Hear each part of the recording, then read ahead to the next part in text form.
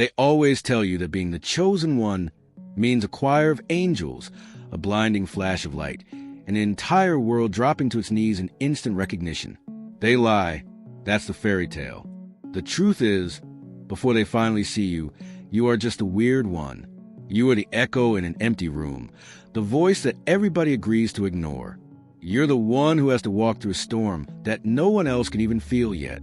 You are already doing the divine purpose, but to everyone else, you're just wasting your life. This is a real story of what happens right before the world stops dismissing you and finally sees the truth of your purpose. The problem starts with the silence. Not the silence of peace, but the deafening silence of denial. You, or rather, the person in this story we'll call Alara, knew from the moment she was old enough to look up at the stars that the world was running on borrowed time. She wasn't born with a glowing sword or a birthmark in the shape of a prophecy. She was born with a constant, humming ache right behind her ribs, a persistent internal tuning fork that resonated with the planet's core. And that core, the very heart of everything, was sick. Alara's purpose wasn't to fight a Dark Lord or lead an army. It was far more boring and therefore far harder to prove. Her purpose was to stabilize, to sit with the constant noise of the world's decay and slowly, meticulously, retune the frequency. The challenge wasn't some epic battle. The challenge was living a normal life while feeling the constant, low-level panic of the entire world. Imagine knowing the floor of the entire city is about to collapse, but every engineer you talk to tells you, the concrete is fine. You're just anxious. That was Alara's life. She spent her 20s watching the small telltale signs, the way the season shifted too quickly, the strange mineral deposits in rivers, the fleeting shadows that people wrote off as bad lighting. She tried to warn them. Oh, how she tried. She went to the city council, clutching notebooks filled with complex, almost mystical diagrams of energy grids and ley lines that she somehow just knew were real. They politely nodded, complimented her on her passion for environmental art, and suggested she submit her drawings to the local gallery. They wrote her name down on a clipboard in neat, dismissive handwriting and pointed her toward the door. They didn't even look at the details in her sketches, the tiny, almost invisible glyphs that marked the true point of rupture in the Earth's energy field.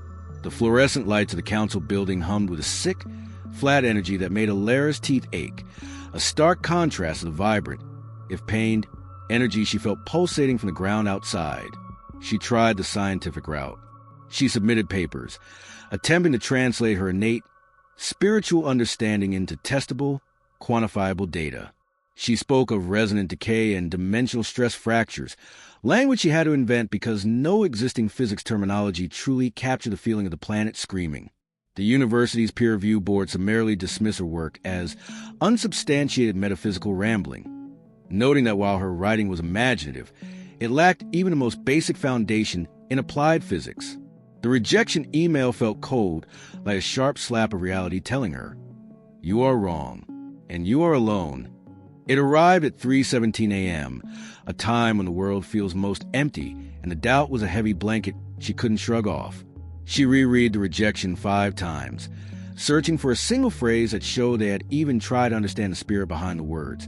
But there was only sterile, academic dismissal. The biggest challenge wasn't external opposition. It was the internal doubt it caused.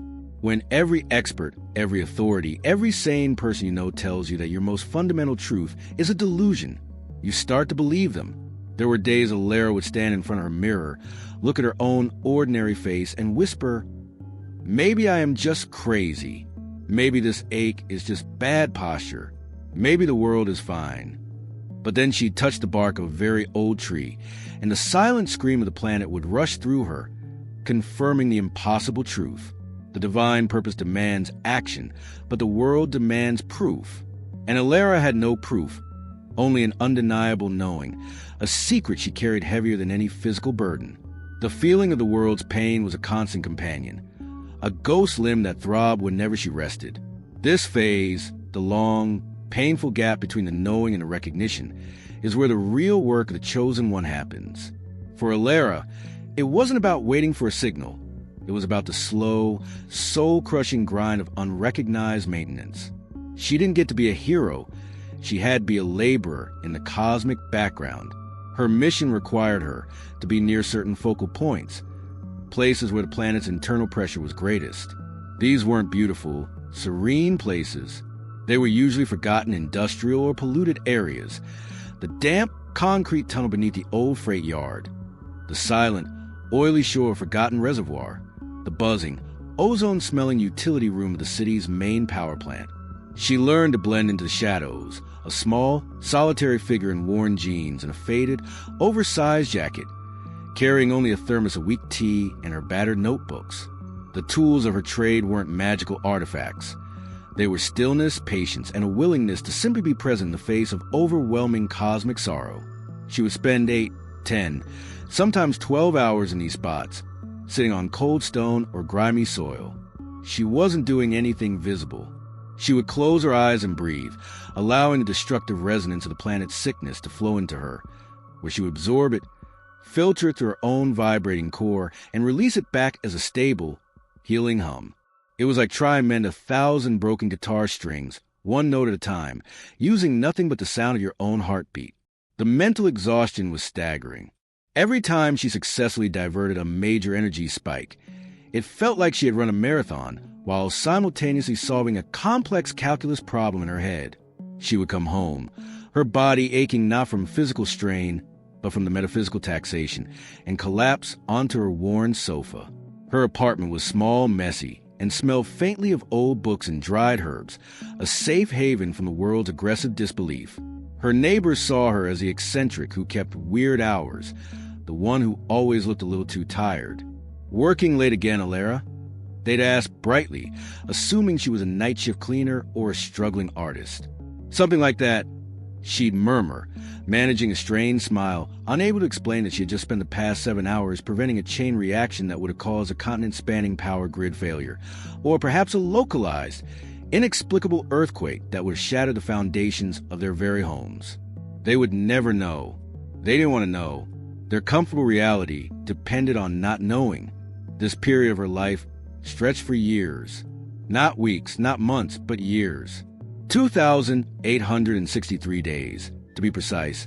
She later counted in one of her less exhausted moments, marking the tally on the inside cover of her grimoire-like journal. 2,863 days of constant, unacknowledged vigilance. There was a particular instance she remembered vividly, the incident at the old copper mine. It was a known geological stress point, but the local government had approved a plan to turn it into an underground server farm, a massive, humming hub of digital energy.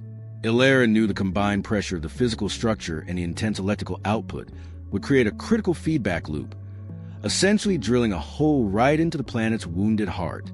She wrote letters, she filed petitions. She even stood outside the construction site with a hand-painted sign that simply read, "Danger! Resonance failure imminent." The foreman, a gruff, tired man named Frank, who just saw her as a nuisance, came out one afternoon. He didn't yell. He just looked at her with pity. "Look, Alara," he said, kicking a pebble with his steel-toed boot. "I got deadlines. I got a family to feed. This mine's safe. The reports say so. You gotta go home. You're scaring the workers." His quiet, practical disbelief was worse than any anger. It implied that her truth was so far outside the realm of possibility that it wasn't even worth fighting against. It was simply a sad mental illness that needed to be managed. She looked past Frank, past the yellow tape, past the heavy machinery, and she could see the pressure building, a dark, shimmering purple bruise forming right beneath the Earth's surface. It pulsed with desperate, destructive rhythm, and she knew she had only hours before it exploded. She packed up her sign, went home, and prepared. She knew she couldn't stop the construction, but she could attempt to divert the impending chaos. That night, under the cold light of a half moon, she hiked back up to the nearest natural focal point, a weather hill overlooking the mine, where a cluster of ancient, wind-bent trees stood guard. She sat between the roots of the oldest oak, the rough bark digging into her back, and she began to work. It was the hardest night of her life. The energy was too fierce, too aggressive. It felt like trying to catch a raging wildfire with a silk net. She had to channel the overwhelming purple energy through her, converting it into a deep, solid green, and then sent it spiraling harmlessly up into the ionosphere. The physical toll was agonizing. Her head pounded, her vision blurred, and the internal ache turned into searing white-hot pain. At one point, she was sure her heart was going to give out, that the sheer cosmic wattage would fry her nervous system.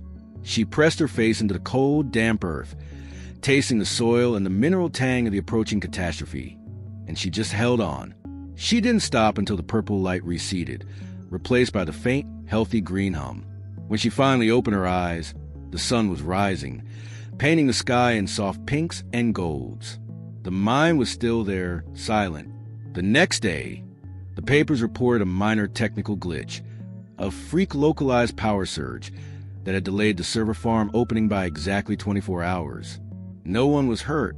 No one suspected the truth. Ilera simply went home, slept for 18 hours, and prepared for the next unthanked, unrecognized shift. This pattern continued. A threat would appear. She would neutralize it in secret, and the world would attribute the non-event to luck, good engineering, or statistical anomaly. The work refined her, hardening her spirit, while keeping her heart soft enough to continue caring. She became a ghost of her own destiny, saving people who didn't even know they needed saving. She learned patience so deep it felt like boredom, and resilience so complete it looked like simple stoicism. This was the long, winding path of the chosen one. The path of doing the divine work for the sake of the work itself, with zero expectation of applause. The spiritual debt she carried was immense. Every time she diverted the decay, the world's ignorance grew slightly heavier, pressing down on her shoulders. The weight of being the only one who saw the sickness was becoming unbearable. She found herself whispering to the trees, to the running water, to anything that didn't judge or dismiss her. She needed confirmation that she wasn't mad, and only the living planet could provide it. She started leaving behind small, coded markers of the energy focal points, not for others, but for herself. A perfectly placed, smooth river stone on a specific section of concrete. A tiny, spiraling pattern scratched into the dust on a forgotten window ledge. These were her monuments to her secret victories, her silent proof that she was indeed the stabilizing force. Then came the year of the Great Static. It started subtly. Phones dropping calls more frequently, static on the radio, people feeling strangely tired and irritable. The scientists blamed solar flares. The meteorologists blamed atmospheric pressure. Ilera recognized the symptoms immediately. The planet's resonance had been pushed too far. An entire informational matrix of the world, the electromagnetic field, the internet, the collective nervous system, was starting to fray. The purple bruise was no longer localized. It was a global hemorrhage. She knew this was a tipping point. Her usual, quiet maintenance wouldn't be enough. The core problem was now too big, too obvious, too close to the surface of the world to ignore for long. It was terrifying, because if the world finally saw the sickness, it also meant the sickness was about to consume them. The time for silent service was over. She looked at her collection of notebooks, the years of detailed records and frantic diagrams. If the world was going to stop ignoring her, it would be because the disaster she had spent a decade preventing had finally become too enormous to hide. She gathered her things, the old thermos, the worn jacket, and her most detailed journal. She had to be at the epicenter. She had to be ready to act, not just on a small, localized scale, but on a global one. The world was about to break, and her divine purpose, the one they had all dismissed, was about to become their only hope. The quiet certainty settled in her bones. They wouldn't come looking for her, but they would be looking for the solution. And she was the solution. She left her apartment, not with the hurried anxiety of a person running from a problem, but with the measured steps of a person walking toward her destiny. The humming ache in her chest was no longer painful. It was a loud, insistent drumbeat, calling her to the biggest, most undeniable act of her life. She knew, with a certainty that erased all past doubt, that she was about to do the impossible, and this time there would be witnesses. And those witnesses, the very people who had once patted her on the head and dismissed her as a dreamer, would finally be forced to see the truth. The journey to the epicenter was fraught with small, bizarre disruptions. Traffic lights flickered wildly. Electronic billboards displayed nothing but shimmering nonsense, and people moved with frantic, buzzing energy, like bees whose hive had been violently rattled. Illaira felt the energy of the crowd, the fear, the confusion, the sudden, sharp awareness that the world they thought was solid was actually fragile and breaking. She walked past a TV screen in a shop window broadcasting an emergency news report. The anchor, his face pale, spoke of unprecedented geophysical anomalies and unexplained energy spikes. They were grasping for explanations, desperate for a scientific label, but their voices sounded tiny against the roar Illaira heard in her own ears. She arrived at her destination, a massive derelict radio observatory high on a remote, wind-swept plateau. It was a place designed to listen to the stars, but which had become a focal point for the Earth's internal distress. The immense satellite dishes, once pointed to the cosmos, now seemed to be passively absorbing the planet's pain. It was here, she felt, that the great static would reach its peak, tearing a literal hole in the fabric of the stable world. The observatory grounds were deserted, except for a hastily assembled team of government-mandated emergency personnel. 3 tired-looking soldiers, 2 bewildered physicists, and 1 very stressed-out, mid-level functionary from the Ministry of Energy, a man named Director Thorne, whose tailored suit looked laughably out of place against the backdrop of cosmic decay. Illaira walked onto the site, her worn boots crunching on the gravel. Director Thorne spotted her immediately. He recognized her. How could he not? She was a woman who had disrupted the copper mine meeting, the one whose environmental art diagrams he had personally filed away under nuisance unfounded. "You!" Thorne exclaimed, his voice cracking with a mixture of fear and irritation. "What are you doing here? This is restricted access. We have real problems we don't need." Illaira didn't stop. She walked right past him, heading straight for the main control building. The sheer gravity of the moment gave her an authority she had never possessed before. "The problem isn't the energy spikes, Director," she said, her voice steady and calm, cutting through his frantic babble. "The problem is the decay resonance. The planet is trying to shed its skin, and if you don't stabilize the core frequency within the next hour, you won't have a planet to worry about." She stopped in front of the locked control room door. The 2 physicists exchanged uncomfortable glances. One of the soldiers raised his rifle hesitantly. Director Thorne, trying desperately to reassert control in a situation that had spiraled completely out of his grasp, sputtered, "Stabilize it? What are you talking about? We got the best minds in the world trying to reroute power grids. Get her out of here." "Rerouting power is treating a paper cut when the heart is failing," Illaira stated flatly, turning to face them.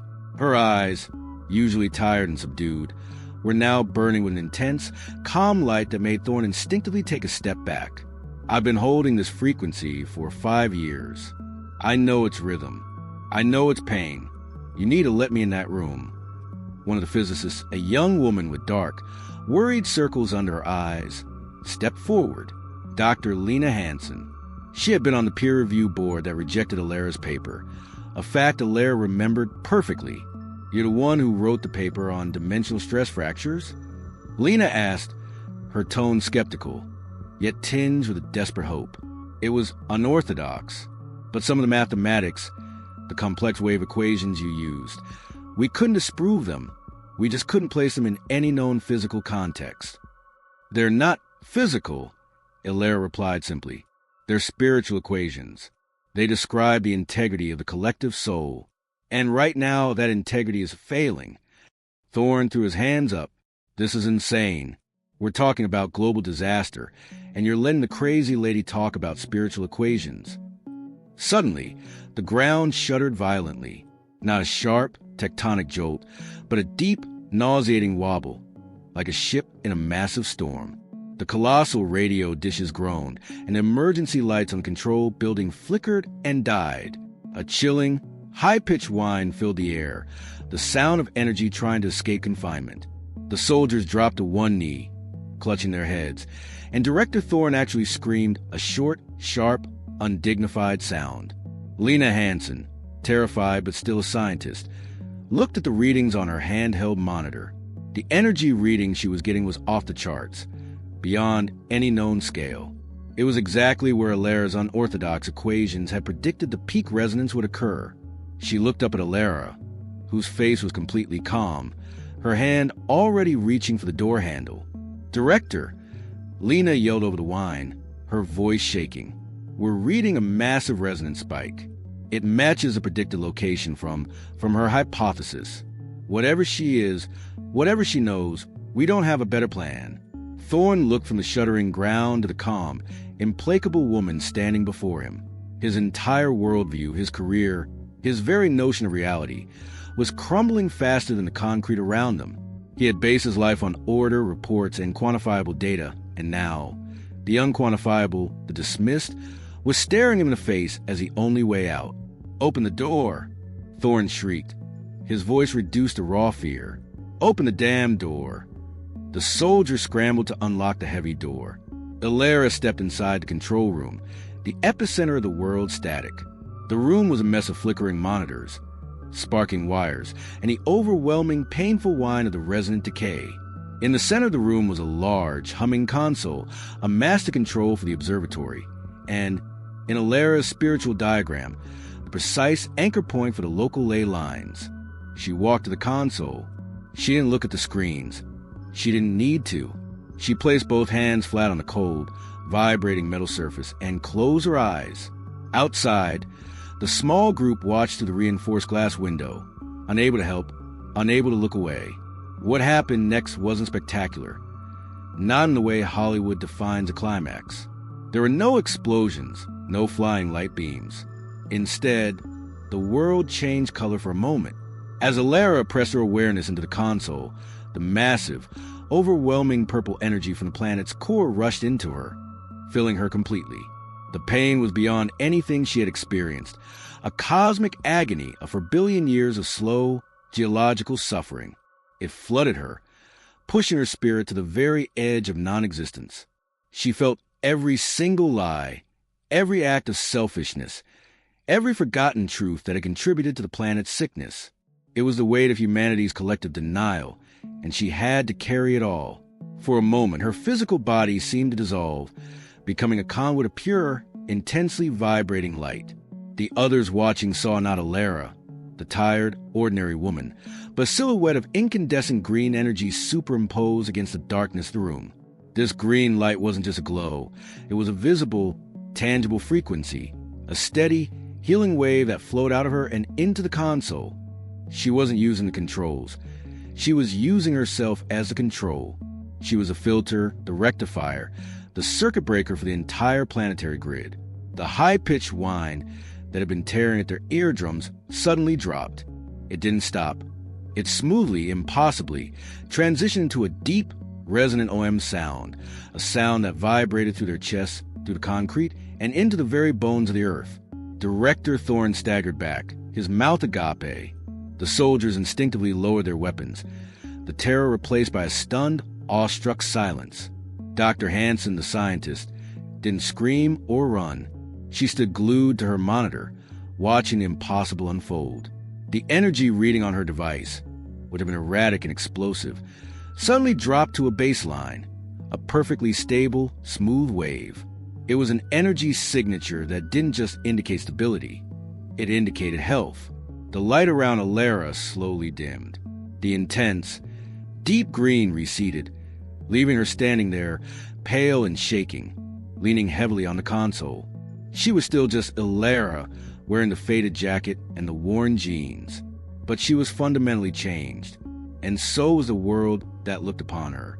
The moment of divine purpose was fulfilled. She had retuned the core frequency. The great static was over. Ilera slowly turned and looked through the glass at the people outside. She looked specifically at Director Thorne, the man who had dismissed her, and Dr. Hansen, the scientist who had rejected her. They were no longer dismissing her. They were looking at her wide-eyed, not with fear, but with immense, dawning realization. The recognition wasn't a choir of angels. It was a terrified, humbled silence of people who had just seen the undeniable truth. The divine purpose isn't about the grand entrance.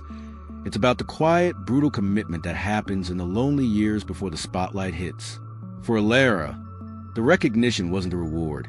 It was an inevitable side effect of a truth too powerful to be ignored any longer. She didn't become the chosen one when they recognized her. She was a chosen one when she was alone in the copper mine, when she was sitting on cold ground, fighting the energy spikes, while everyone else slept comfortably. The real victory wasn't stopping the disaster. It was enduring the years of doubt and dismissal, and still showing up to do the work. When they finally recognized her divine purpose, it wasn't a moment of celebration for her. It was a moment of profound, quiet exhaustion, mixed with the deep satisfaction of knowing the truth had won. They finally saw her, not as a lunatic or an artist, but as a stabilizing force they desperately needed, the person who stood between them and oblivion. And that recognition, that quiet, terrified acknowledgement, was the heaviest burden of all, because now the world knew who to turn to. The message is this: don't wait for the recognition. Do the work now, in the shadows, where no one is clapping. Because the truth of your purpose is not defined by their applause. It's defined by your persistence. When the world finally breaks and needs a healing you've been practicing in secret, they won't have a choice but to see you. If you want to hear more stories about the hidden path to your destiny, hit that subscribe button.